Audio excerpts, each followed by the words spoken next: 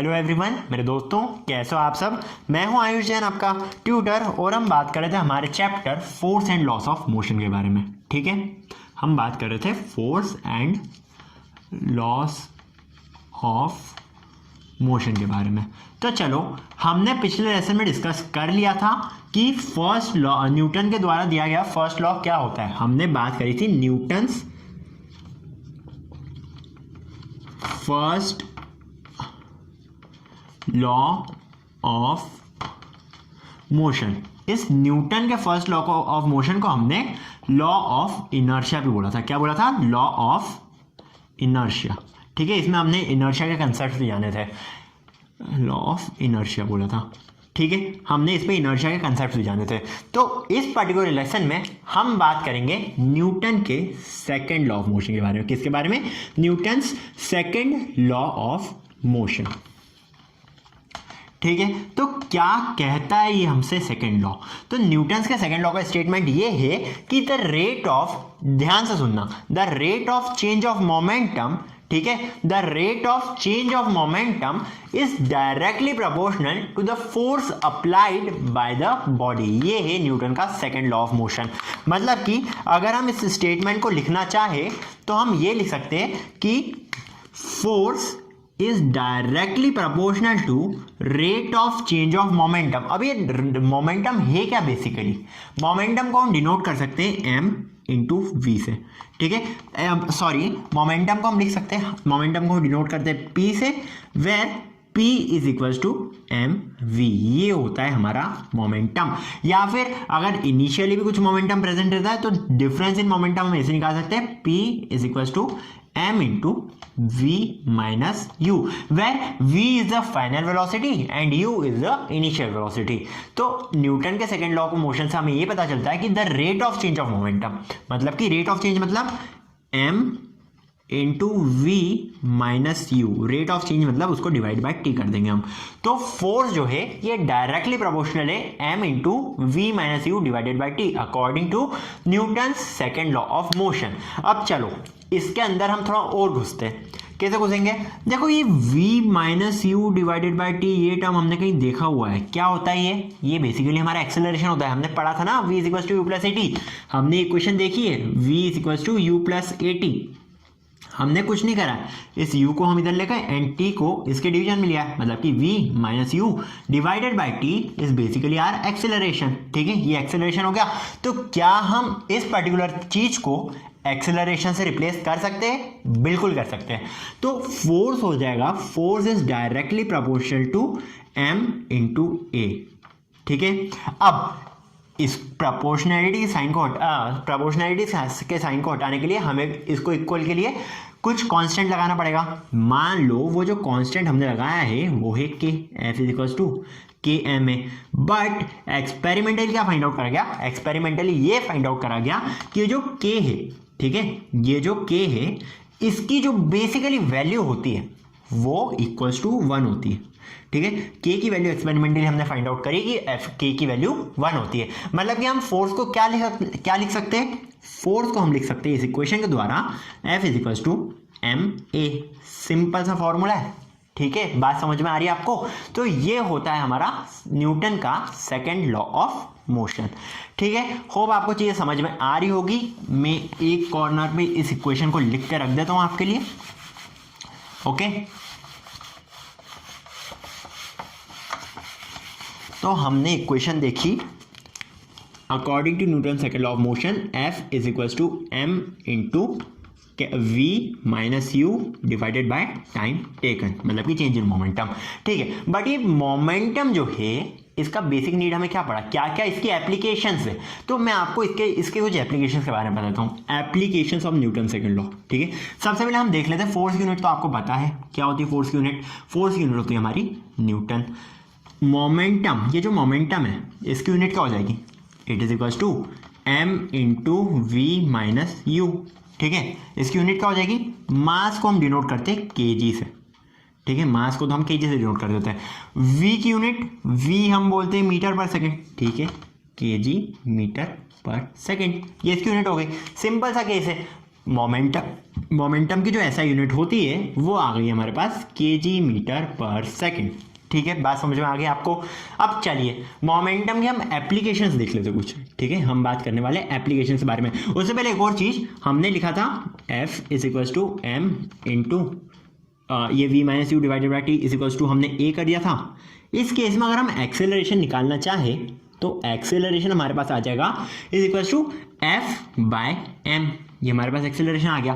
ठीक है, तो अगर आपको इस केस में कभी भी एक्सेलरेशन निकालने की जरूरत पड़ी तो आप इसको सिंपली निकाल सकते हो फोर्स डिवाइडेड बाय मास। ठीक है, जो भी बॉडी है हमारे पास उसका मास हम लेंगे और उसको फोर्स से डिवाइड कर देंगे। Okay, force divided by mass gives us the acceleration. और एक्सेलरेशन की यूनिट क्या होती है? It is equal to metre per second square. ये हमारे पास एक्सेलरेशन की भी यूनिट आ गई है।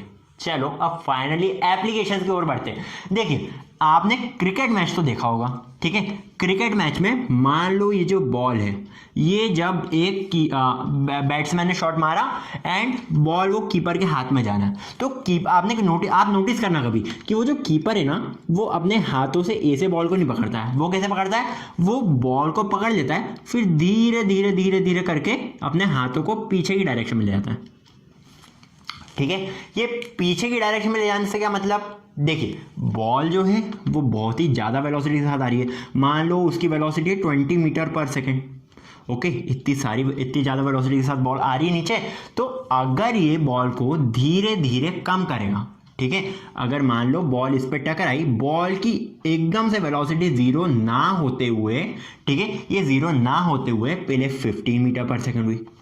ठीक है, फिर ये हो गई 10 मीटर/सेकंड, फिर ये इस पोजीशन पे हो गई 5 मीटर/सेकंड एंड इस पोजीशन पे हो गई 0 मीटर/सेकंड। अगर इस टाइप से वेलोसिटी डिक्रीज होगी तो अगर आप इस फॉर्मूला में वैल्यूज को रखोगे, ठीक है, अगर आप इस फॉर्मूला में वैल्यूज को रखोगे, मतलब कि v = 20 आप रख दोगे एंड u की वैल्यू धीरे धीरे कम होते जा रही है, तो आप ये नोटिस करोगे कि ये जो मोमेंटम है, ठीक है, ये जो बॉल का मोमेंटम है, ये धीरे धीरे डिक्रीज हो रहा है। ठीक है, ये मोमेंटम जो है ये धीरे धीरे डिक्रीज हो रहा है। अब क्योंकि ये धीरे धीरे डिक्रीज हो रहा है तो momentum, change in momentum directly proportional to force है। ठीक है, ये फोर्स के डायरेक्टली प्रोपोर्शनल है। तो बॉलर, जो भी फील्डर है, उसको अपने हाथों पे फोर्स कम लगेगा, मतलब कि उसके हैंड पे कोई भी क्या बोल सकते हैं हम, चोट नहीं पहुंचेगी। ठीक है, उसके हाथ पे हर्ट नहीं होगा। ठीक है, इसलिए बॉलर जो है वो इस तरीके से बॉल को पकड़ने की कोशिश करता है।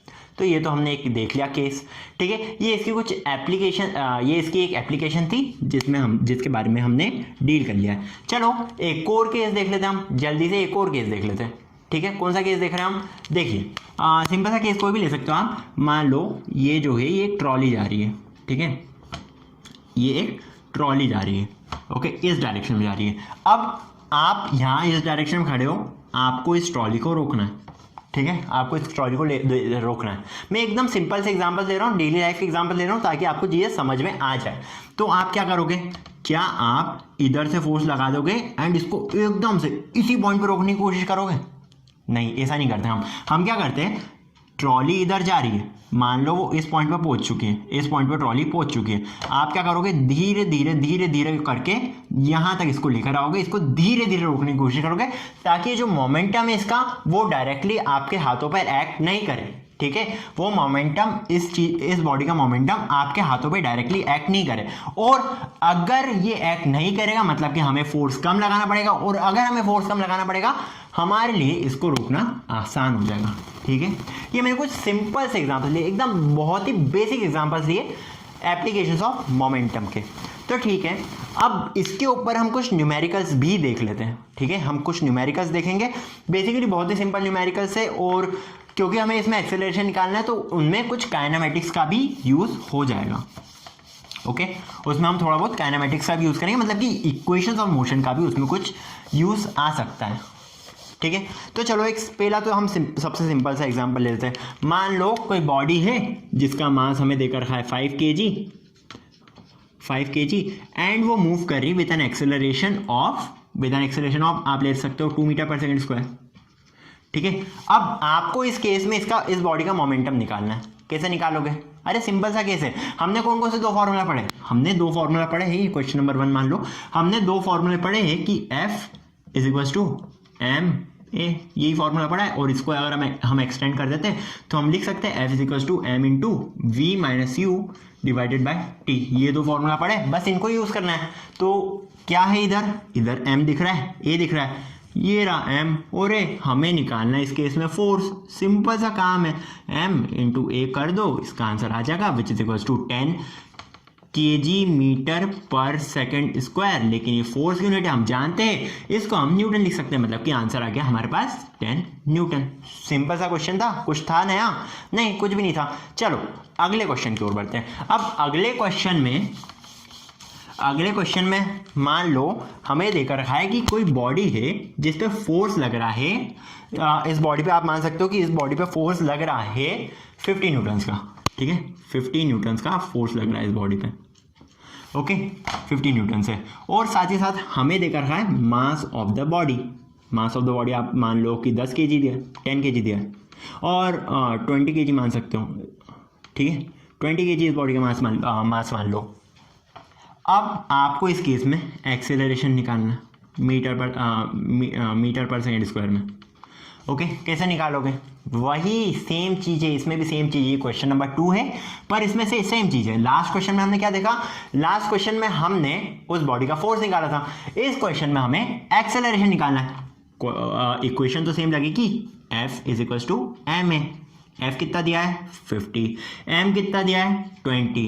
एक्सेलरेशन अननोन है तो इसको a ही रहने दो अभी। अब हमको निकालना है a, तो a क्या हो जाएगा? a is equal to 50 divided by 20, 0 से 0 कैंसल, 5/2 इज इक्वल टू 2.5। मतलब कि इस बॉडी का जो बॉडी का जो एक्सेलरेशन है वो हो रहा है 2.5 मीटर पर सेकेंड स्क्वायर। ये इसका आंसर आ गया, ठीक है। सिंपल सी प्रॉब्लम है। चलो अब थोड़ी कॉम्प्लेक्स प्रॉब्लम्स कर लेते हैं हम, जिसमें हमें बेसिकली इक्वेशंस ऑफ मोशन का भी यूज लगेगा, ठीक है। मैं एक बार इक्वेशंस ऑफ मोशन भी साइड में लिख ही देता हूँ, ठीक है, बिकॉज इनका यूज लगने वाला है हमें। तो फर्स्ट इक्वेशन ऑफ मोशन होती है v is equal to u plus eighty,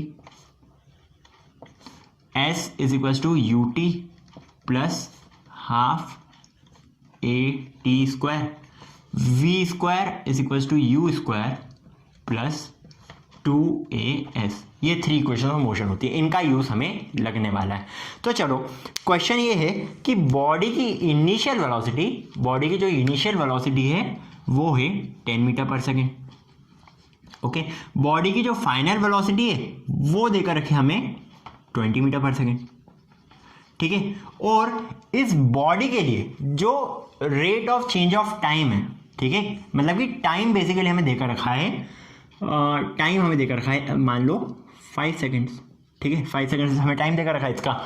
अब हमें बताना है कि इस बॉडी, और बॉडी का मास भी मान लो, बॉडी का मास हमें देकर रखा है 10 kg, ठीक है। हमें इसमें बताना है कि बॉडी पे एक्सेलरेशन कितना लगा, फोर्स कितना लगा, ठीक है, हमें फोर्स कैलकुलेट करना है। अब हम देख सकते हैं कि F is equal to m a होता है, ठीक है, F is equal to m होता है, बट सेकेंड वाले फॉर्मूला में कुछ और दिख रहा है हमें, F is equal to m into v minus u divided by t. क्या हमारे पास v है? बिल्कुल है। u है? बिल्कुल है। t है? बिल्कुल है। तो दिक्कत क्या है? सिंपल सा फॉर्मूला लगाओ, वो वाला F is equal to m into v minus u divided by t, which is F is equal to m into v minus u divided by t. Equation values को सब्स्टिट्यूट करो and आपके पास इसका answer आ जाएगा। कैसे? मास कितना दिया है? 10 kg मास दिया है। v की वैल्यू क्या है? 20, u की 10, टाइम दिया है 5 सेकेंड्स।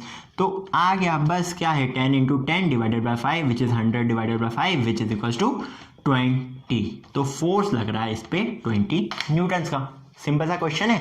चलो अब कुछ और वैल्यूज देता हूं मैं, अब पक्का काइनेमेटिक इक्वेशंस लगेगी। तो अब मान लो कि ये के यू की वैल्यू नहीं देकर रखी आपको, एंड आपको इसकी जगह देखा रखा है s इज इक्वल टू 20, ठीक है। मीन्स वो बॉडी जो है वो 20 मीटर का डिस्टेंस या 100 मीटर का डिस्टेंस ट्रैवल कर रही है, वो बॉडी 100 मीटर का डिस्टेंस वो बॉडी ट्रैवल कर रही है। अब इस केस में आपको फोर्स निकालना है बाय द बॉडी, ठीक है, आपको फोर्स निकालना है जो बॉडी एक्सर्ट करेगी, कैसे निकालेंगे? अब मैंने आपको जैसे बोल ही दिया, काइनेमेटिक इक्वेशंस लगेगी। कैसे? हमारे पास देख लो v और t तो है, मतलब कि हमें u की जरूरत है, u की जरूरत है। या फिर अगर डायरेक्टली s निकल जाए, a निकल जाए, तो a से भी काम हो जाएगा हमारा। तो देख लेते क्या निकाल सकते हैं हम। तो इक्वेशन ये रही आपके सामने, v is equal to u plus a t. लगा सकते हैं? नहीं, s दिया है हमें, s का हमें यूज लेना है, ठीक है, तो नहीं लगा सकते। ये लगा सकते क्या? s is equal to u t plus half a t square, s is equal to u t plus half a t square. v की वैल्यू तो कहीं दिख नहीं रही है, ये भी नहीं लगा सकते। अगली equation, v square is equal to u square plus 2as, क्या इसका यूज कर सकते हैं हम? नहीं, इसका भी नहीं कर सकते। फिर कैसे करेंगे हम? v दिया गया है, u नहीं पता है, a नहीं पता है और s नहीं पता, s पता है। तो इसके लिए हम क्या कर सकते हैं? ये एक बेसिकली कॉम्प्लिकेटेड प्रॉब्लम है जिसमें हम a से डील करेंगे। हमें क्या निकालना है? हमें निकालना है u की वैल्यू या फिर a की वैल्यू, जो भी हमसे निकल जाए हमें वो वैल्यू निकालनी है। तो मान लो पहले हम फर्स्ट इक्वेशन का यूज कर लेते हैं, v is equal to u plus a t, 20 is equal to u plus a की वैल्यू पता नहीं है, t 5 दिया है, 5a। ये मान लो फर्स्ट इक्वेशन आ गई, ठीक है। अगली क्वेश्चन निकालने की कोशिश करते हैं, हम इसका यूज कर सकते हैं, ठीक है, हमें बहुत सारी चीज़ें दी है, हम इसका यूज कर लेते हैं। तो इसमें दिया है v स्क्वायर, v की वैल्यू है हमारे पास 20 into 20 400 is equal to u square plus 2as, u square क्या है नहीं पता है, प्लस 2as, s की 100 है, 2 into a into 100 means 200a। ये हमारे पास आ गई सेकेंड इक्वेशन, ठीक है। मैंने रैंडमली वैल्यूज ली है तो कुछ दिक्कत भी हो सकती है, मुझे नहीं पता है, बट ये ऐसे आ जाएगा इसका आंसर, ठीक है। बट अब हमें क्या निकालना है? या तो u या a कुछ भी मिल जाए, हम वैल्यूज को निकाल सकते हैं फिर, ठीक है। तो एक काम करते हैं, हम इधर से u की वैल्यू निकालते हैं। u क्या आ जाएगा इस इक्वेशन से? इस इक्वेशन से हमारे पास u आ जाएगा, u is equal to 20 minus 5 है, ठीक है। 20 माइनस 5 है, u की वैल्यू आ गई है। अब इधर इस u की वैल्यू को सब्स्टिट्यूट कर दो, 20 माइनस 5 है, इधर रख दो, मतलब कि 400 is equal to 20 minus 5a whole square plus 200 है। इस टाइप से आ गया कुछ। अब आगे देखो, ये हो जाएगा 400 is equal to 20 square 400, 5 square 25a square, 2ab means 2 into 20 into 5 कितना हो जाएगा 200 माइनस 200a प्लस 200a, ये कुछ आ गया हमारे पास। अब हम क्या कर सकते हैं? अब देखो इसमें 400 कैंसिल हो रहा है, 200a भी कैंसिल हो रहा है, मतलब कि हमारे पास बचा 25a square is equal to 0। Means इस बॉडी के पास कोई भी एक्सेलरेशन नहीं है। ऐसा मत समझना कि क्वेश्चन मैंने गलत दिया है, इस बॉडी के पास कोई भी एक्सेलरेशन नहीं है। एक्सेलरेशन इस केस में 0 आ जाएगा, और अगर इस केस में हमारे पास एक्सेलरेशन की वैल्यू 0 आ रही है तो हम लिख सकते हैं f is equal to 10 into 0 which is basically equal to 0 newton. मतलब कि इस बॉडी पे कोई भी फोर्स एक्ट नहीं हो रहा है, ठीक है। बात समझ में आ गई आपको? तो हमने इस तरह के कुछ क्वेश्चंस देख लिए। अब एक काम करते हैं, मेरा ये इंटेंशन नहीं था कि मैं एक्सेलरेशन को 0 दूं, तो एक काम करते हैं, हम क्वेश्चन को चेंज करते थे। इधर हमने या एक काम करते हैं, हम इसको सिंपल ही रखते हैं, हम इधर v is equal to u plus 80, हम इधर u की वैल्यू कर देते हैं, ठीक है, फिर हो जाएगा। चलो इधर हम u की वैल्यू कर देते हैं, u की वैल्यू हमको गिवन है, u की वैल्यू इधर मान लो कि 10 मीटर पर सेकंड गिवन है, ओके, u की वैल्यू आपको 10 मीटर पर सेकंड गिवन है, ठीक है। लास्ट वाली प्रॉब्लम में फोर्स 0 न्यूटन आ रहा था, इसलिए मैंने वैल्यूज को थोड़ा चेंज कर दिया, ओके, बिकॉज मैंने क्वेश्चंस अपने आप ही बनाया था वो, तो कुछ मिस्टेक आ गई होगी। बट ऐसा भी हो सकता है कि क्वेश्चन आपको कभी 0 न्यूटन का दे दे और आपसे फिर फोर्स पूछ ले, तो क्वेश्चन गलत बिल्कुल भी नहीं है, आप सही जा रहे हो। फोर्स की वैल्यू इस केस में 0 आ गई थी, एक्सेलरेशन की वैल्यू क्योंकि 0 आ गई थी, हमारे पास फोर्स की वैल्यू 0 आ गई थी, ठीक है। अब इसको सॉल्व करते हैं। देखिए एस वी यू, ये 3 वैल्यूज दिए, हमें निकालना है या तो टी या ए। कैसे निकलेगा? देखो वी यू एस तीनों पता है हमें, ए निकाल सकते हैं, बिल्कुल निकाल सकते हैं, तो वो वाले फॉर्मूला का हम यूज करेंगे, okay. Okay, v square is equal to u square plus 2as means 220 square which is 400 is equal to u square which is 100 plus 2a into 100। Simple सा केस है। अब इसमें क्योंकि हर जगह हमको दो जीरो हम कॉमन निकाल सकते हैं, तो इधर से 2 0, इधर से 2 0, इधर से 2 0 कैंसिल, मतलब कि इक्वेशन बची 4 is equal to 1 plus 2a। ठीक है, अब सॉल्व कर सकते हैं क्या, 4 माइनस 1 कितना होता है 3, एक्सेलरेशन इज इक्वल टू 3/2 आ जाएगा आपके पास, acceleration is equal to 3/2 metre per second square. ये वैल्यू आ गई एक्सेलरेशन की। क्या हम फोर्स निकाल सकते हैं, बिल्कुल निकाल सकते हैं, m की वैल्यू गिवन है, बिल्कुल गिवन है, तो फोर्स आ जाएगा हमारे पास ma which is equal to 10 into 3 divided by 2 which is basically equal to 5 into 3 which is equal to 15 newton. मतलब कि इस बॉडी पे फोर्स जो एक्ट कर रहा है वो आ रहा है 15 न्यूटन का। ठीक है, तो होप आपको ये लेसन अच्छा लगा होगा। हम इस लेसन को यहीं पर ही एंड कर देते हैं। अगर आपको मोमेंटम का कंसेप्ट समझ में आ गया हो तो बहुत अच्छी बात है। अगर आपको कुछ भी डाउट हो तो आप मुझे कमेंट सेक्शन में कमेंट करके बता सकते हैं कि आपको क्या डाउट आ रहे हैं, एंड मैं उसको उधर के उधर रिजॉल्व करने की ट्राई करूंगा। ओके, वीडियो अच्छा लगा हो तो लाइक का बटन दबाना मत भूलना। साथ ही साथ इस चैनल को अगर अभी तक आपने सब्सक्राइब नहीं करा है तो सब्सक्राइब का बटन भी दबा देना। अगर रेगुलर नोटिफिकेशन चाहिए तो बेल आइकन को भी दबा सकते हो। फिर मिलेंगे हम अगले लेसन में, तब तक के लिए बाय बाय।